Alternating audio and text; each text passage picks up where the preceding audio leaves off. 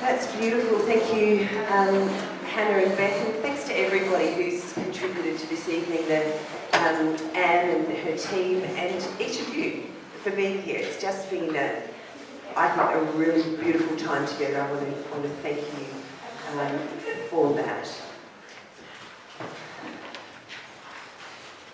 I don't know if this is a very unspiritual thing to say, but I got 2 pairs of jeans out of Grace Girls Conference. I know that's not really the way you should answer your last night session, but 6 months ago I had to buy a new pair of jeans because I thought I had to have something nice to speak in, but 6 months later they weren't new anymore. So on Tuesday I got a new pair. Actually I got 2 new pairs of jeans. So I know that's really not very... What was that? So, I know that's probably not the right way to answer the last minute, but I just thought, and the reason I was thinking about it is because they're so new, even though I washed them. I put my hands in my pockets and they're blue, and it's like, I've got some really bad disease, but it's not. I went and washed them in the toilet, it's like, one of those just died. Anyway, I really wanted to be more spiritual than that, but the jeans are also fun. So we've just got one more session this evening, and we've covered a bit of territory, I think, this weekend. Not just in the messages together, but the time, the walks on the beach, the op shops, the various things, and I just feel like God speaks in all kinds of ways. I love that word, or numbers of times in Proverbs, where it just says, wisdom cries aloud in the streets. And I just love that God speaks to us through each other, speaks to us through worship, speaks to us through, random signs we see as we're driving and things like that, and He's going to speak to us again this evening. And I just felt tonight, and this is kind of a bit of an intro into tomorrow's message as well. I'm going to be sharing Grace in the morning. So this is kind of like a prelude to the message tomorrow. But it's really about just a final opportunity for us to turn our thoughts outward and contemplate our own community, each of the direct spheres of influence that we have, and particularly I think on my mind tonight are those people in our world who don't yet have a resonant, vital connection with God. They just haven't got to the place where the dots have been joined. Because over the last few sessions we've been talking about building community and relationship and finding our own place of rock solid, centre with God, and last night just talking about God's extraordinary grace for every aspect we could think of our lives. And that's amazing and wonderful. And part of it is so that God can orientate us outwards, to the people whose lives we touch on a regular basis. And I don't think it's an overstatement to say that we live in a graceless world. I don't think that's an exaggeration, irrespective of the sophistication that presents on the surface. Particularly in a Western world. Because there's a harshness, I think, and a hardness and a sadness that a lot of people experience, even underneath the veneer of lives that are seemingly pretty well put together. And I think there's a harshness in the way that we deal. Something happens and then there's a media frenzy about it, or something happens on social media and there's this freedom to commentate and things like that. And there seems to be, and maybe humanity's always been like that, but there seems to be a gracelessness about the way we live. And we have that privilege of starting to get an inkling of that grace in our own world, our own lives, and we get this privilege to carry it to others. And, I've been a Christian for, like I said earlier today, I remember really opening my heart to God at the age of 11, and it's just been an evolutionary growth from there. But I was around in the church, and a lot of you would have been where the whole idea of, we've got to go and tell the gospel to people, we've got to evangelise, and we've got to have our testimony in a 60-second sentence and all those things. And I'm not saying those things were wrong, but the context we live in is so different. And I've been having conversations with numbers of people about, post-Christian world. In fact, there's a statement on your website that talks about how can we, I'll talk about it tomorrow, but it's about how can we better share the reality of God with people who don't have a clue about Him. Effectively, it's much nicer, it's written much better than that. But it's basically people who don't have any context. How do we do that? And that really exercises me, and I think I just want to touch on that a little bit tonight and definitely tomorrow morning. Paul writes, we looked at this already, I do not account my life of any value or as precious to myself, if only I may finish my course and the ministry that I received from the Lord to testify to the gospel of the grace of God. That's really what we're talking about. How is it that I can testify in a way that meets the language and the need of the people around me to the grace of God? And really, what was Paul saying? What was he testifying to? What is that message?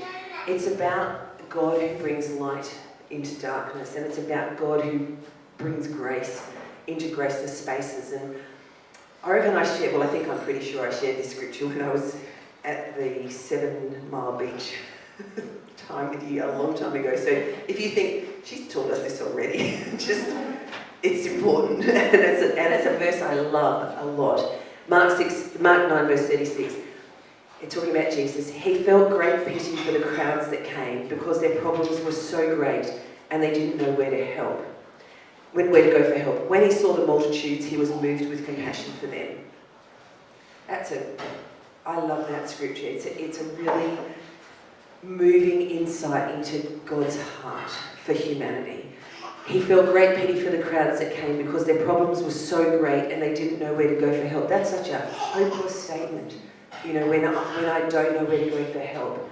When he saw the multitudes, he was moved with compassion for them. And that compassion in Jesus' life really inspires me because I want to be that person.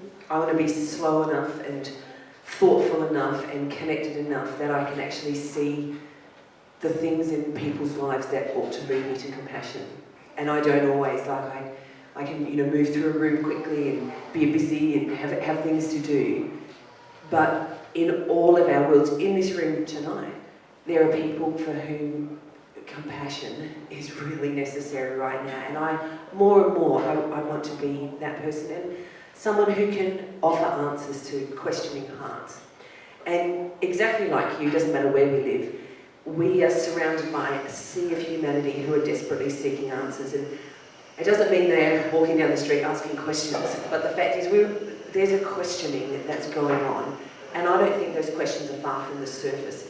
And I love my community. I grew up in it, I've moved home to it, I'm completely besotted, by the Barossa, and it's a global tourist destination, everybody thinks it's so lovely. We were just talking about, people here who've been to visit, and it's beautiful.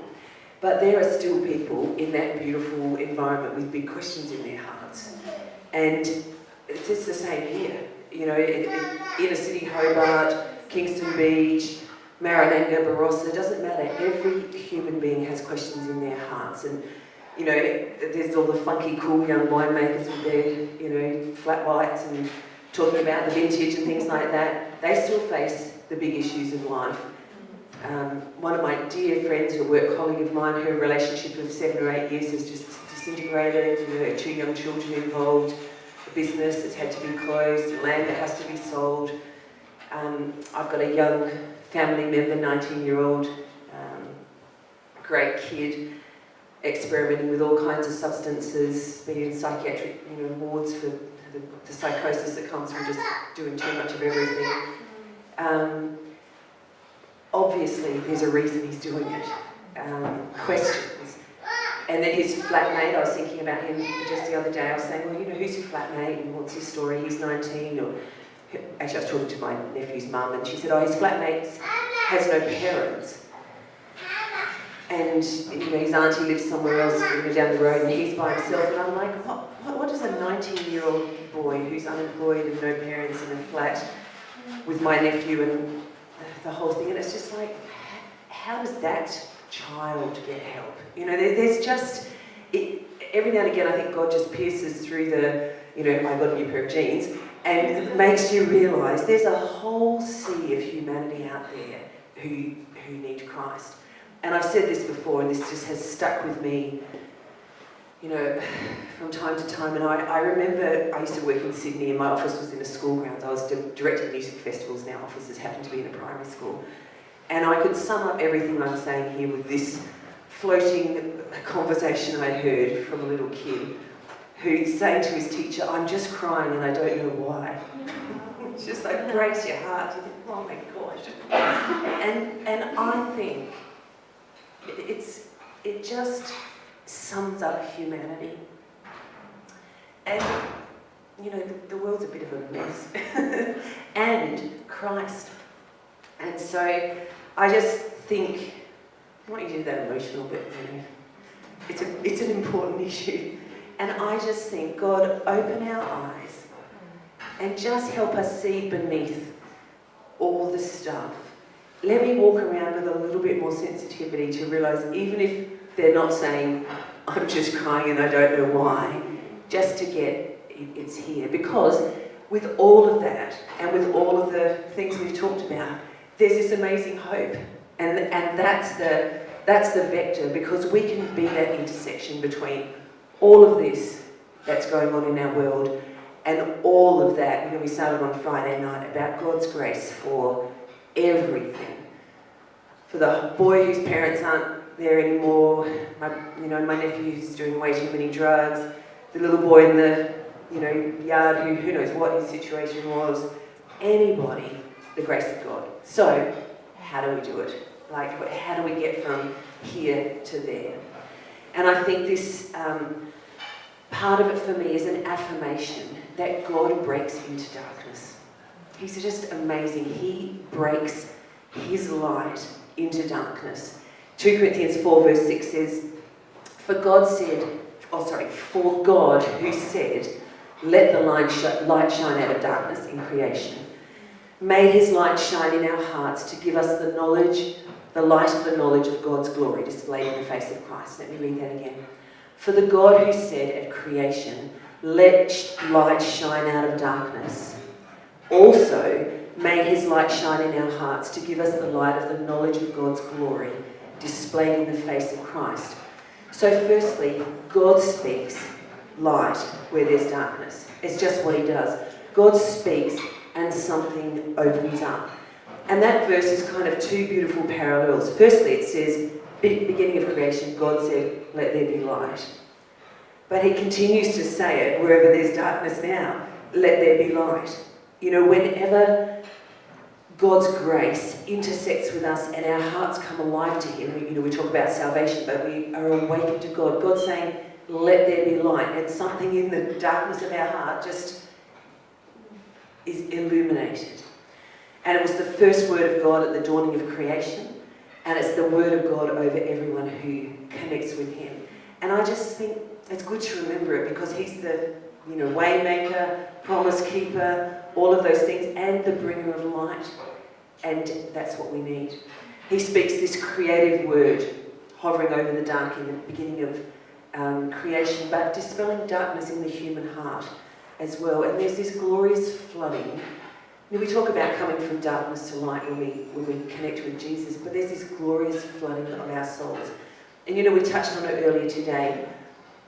I think when we've walked with God for a long time, and like some people here might have had some connection with God last week, and some of you probably 60 years ago. Like it's a long continuum.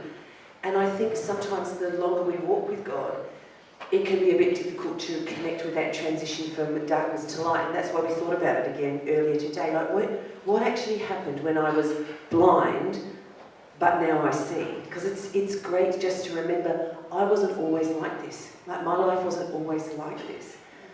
And sometimes it's just a sliver of God illuminating something in our life, and sometimes it's just like this whole thing goes off. And I think verse 4 of that same passage helps us understand what's going on in the minds of people who don't have faith. The God of this age has blinded the minds of unbelievers, so they cannot see the light of the gospel that displays the glory of Christ, who is the image of God. And it's helpful to remember there was a time when our eyes were blinded, and there's a time when other people's are that way. And with many people that we love, you think it's so obvious. Like, if you just could see this, it's just so obvious. But actually there's a blindness, and God's gift, his grace, is that he shines the light in, and that starts to crack. And I've heard Grant say a few times about his own experience. I shared this morning how he came out of a decade of doing a lot of drugs and pursuing all kinds of Eastern religion and completely turned his back on God. And he said, he reflects about that he was so antagonistic in that time. He says it's like I was really blind. He was so antagonistic to God and to Christians. He said he had such an irrational prejudice against the church. And he'd see things like he'd see Billy Graham and go, he's just after your money and he's a complete rort. And there was this whole spiritual blindness. And, he said, I'd never darken the door of a church, I'd engage with any alternative religion before I ever go to church, and all these kinds of things. But it's just blindness. It's just like you can't see. And then when he was around the age of 30 and God pierced his heart, he said it was just like night and day. He said, be walking down, the sky's bluer, birds are chirping, things made sense. And that's what it is. It's actually a dramatic transformation. And I just think it's great for us to remember that happens. It happened with us at some stage, and it happens. I think about my nephew, I think about his flatmate, I think about people in my world, and I'm thinking, a moment can come when that light gets switched on and that dramatic transformation happens, and I think it's really good for us to grasp it's possible. That's what God does. That's his business. And the second one is Jesus is the light that leads to life, and we've touched on this before, and I'm going to talk a lot about it tomorrow.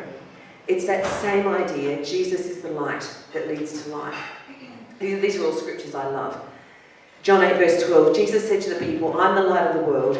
If you follow me, you won't be stumbling through the darkness because you have the light that leads to life. It's really cool.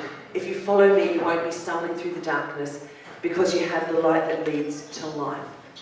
And it's a really great thought, because as we're talking about, we live in a sophisticated world. I can get a bit intimidated by people because I look at them and think, well, they've got their whole act together and, she's fine and she does this and he does that. But the fact is, there are people stumbling around in the darkness. They're just not, kind of broadcasting that. You think of the times that we face huge decisions or life-changing crossroads, we don't have a clue what to choose. People who are caught in really dark anxiety and depression. What about when we're caught up in actions and activities that we regret but we can't untangle ourselves from them? Times we can't forgive ourselves or we can't forgive others.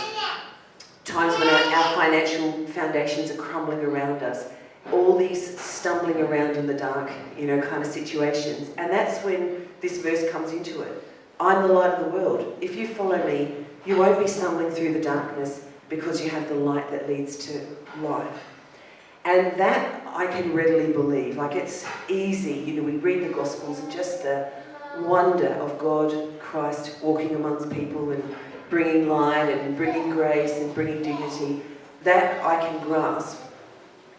And where the challenge bites is the next bit, which goes on to say, and you're the light of the world. I'm fine with Jesus as the light of the world. But actually, the Bible goes on to say, you're the light of the world. And I know it's not a new idea, but verses like, let your light so shine, or as he is, so are we in the world. That's cool. As Jesus is, so are you in the world. Or Matthew 5 verse 14, you are the light of the world. I reckon that's amazing. You're the light of the world. It's great to think Christ is the light of the world, but you're the light of the world in your college, your school, your university, your hospital, your wherever you are. It's mini-me Christ wherever we are going. And the idea that your life casts a light for people to follow is really powerful. And that there are people in your world stumbling around in darkness, and your life says something to them. I know the path that leads to light. And it's so simple, and it's just in us. And God wants to use us to lead those people out of that place of darkness. And then the last idea, and it's been really great, I think there's been a bit of a prophetic kind of talking about this already. I think it was Lindy actually. We have this treasure, oh no, it was Sally. We have this treasure in earthen, in jars of clay. Was that about the muffins? Yes, exactly. Well, it was so good, your muffins feature. So it says, for God who said, let light shine out of darkness, made his light shine in our hearts to give us the light of the knowledge of God's glory displayed in the face of Christ. Next verse. But we have this treasure in jars of clay or earthen vessels to show that this all-surpassing power is from God and not from us. Another version is really good. We have it in jars of clay so that it may be clear that this extraordinary power belongs to God and not from us, as if it wasn't evident. It's not God. I mean, it's not me. It's God, and that's why we are. That's why our humanity shines out like that. And Paul's using an image of disposable items, you know, from the first century kitchens here. They're just ordinary clay pots. This is not something, you know, magnificent that we might see in a museum right now, but it's just ordinary earthen vessels. And Grant and I are lovers of archaeology and history and antiquities and things like that. And we'll watch anything, like if it's a Saturday night, I'm thinking, what can I watch? I'm like, I hope there's something about the pyramids. And there's always like breaking, you know, new discoveries about the pyramids, and you watch the whole 2 hours, there's nothing new. But I'm okay because I love to watch them. But you think about all the archaeological digs you've seen on television, and fragments of earthenware jars and pots, they're everywhere, they're like kitchen utensils. And that's what he says, we have the treasure of Christ, the treasure of God in earthen pots, not very durable compared to metal these days, useless if they were broken. No one was attempting to repair them because they're like, you know, throwaway items. And Paul uses these vessels as a parallel to our own human frailty. And it's okay. We have this light of God in clay jars so that it may be clear that the extraordinary power is God's, not ours. It's okay that we're frail, flawed, chipped, imperfect, repeatedly. You know, like it's not just a continuum of getting to perfection. My husband Grant's been saying, I was saying this to Dermot and Deb over lunch the other day, he's been having this thing over the last, 2 or 3 years saying, I just really want to stay close to my brokenness. And I like what he's saying because he's saying, I just don't want to get to a place where my life's all nice and neat and I feel like I've arrived. Because actually, until the day God takes us to heaven, we're broken and flawed and we stumble and fall. We might have covered it over with a few things and we've learned a few more habits and that, but actually we're busted. And that's what the gospel's all about. And I think the sooner we are okay with that, we can just kind of shake ourselves free and just go, this is it. And when I do the wrong thing or when I stumble, I can just come to Christ and say, I'm sorry, help me. And that might happen 10 times in a row, but that's just the remarkable grace of God. So our lives are not like the kind of fine china that's saved for special occasions. They're just ordinary and they're a bit rough around the edges and they always will be. And you can probably list, 100 reasons why the light's not that bright in your life, and I can do the same, but actually it doesn't matter. That God just shines through us. And I might have told some of you this, but last time we were here for 3 minutes in October, and we came here when the lockdown was being established, and we were frantically trying to get flights and how we're going to get home tonight, and all of those things. And the women, it was about 2 o'clock, so you had an inkling, well, you knew by that stage things weren't going to be happening, but you were partially set up, like everything was in full steam for the conference. And we came in and you were very kind and you were doing all your things. And numbers of you, Lindy, Tammy was here, and Anne was here, you know who you were, a bunch of you setting up. And it had a remarkable impact on Grant. And I was trying to describe it to Dermot and Deb, he can't really say why, but he talked about you like 2 or 3 times after that, just involuntarily. He said they were just such a remarkable group of women. And I was just, he hardly had language for it. I was so impressed with, how they were, and because I think he chatted with Lindy and chatted with numbers of you and things like that, and how they reacted. And really, I think when we were having lunch the other day, he finally got to the idea that you are living your faith out loud. And we're worshipping in a Lutheran setting at the moment. It's quite internal and quite traditional. And it was so refreshing for him to see just a bunch of women living their lives out loud, and it made their Christian lives out loud. It made a profound impact on him. And I just want to say that because you might go, we were just racing around and trying to work out how the meat's going to be frozen and, you know, what are we going to do with all this coleslaw and all that kind of stuff. But to him, yeah, I bet that's what was going on. But to him, he just saw something that made him talk about it multiple times afterwards. And so I just use it as an illustration. We don't know what people see in our lives, in just the tasks we're doing, we don't know it. And God shines. Paul had heaps of detractors. He always had to defend his legitimacy of his ministry, like he's not impressive in public, he's too flawed, he can't speak, he's not eloquent. But he was really happy to wear this, you know, cracked pot whole thing because he realised that it wasn't him anyway.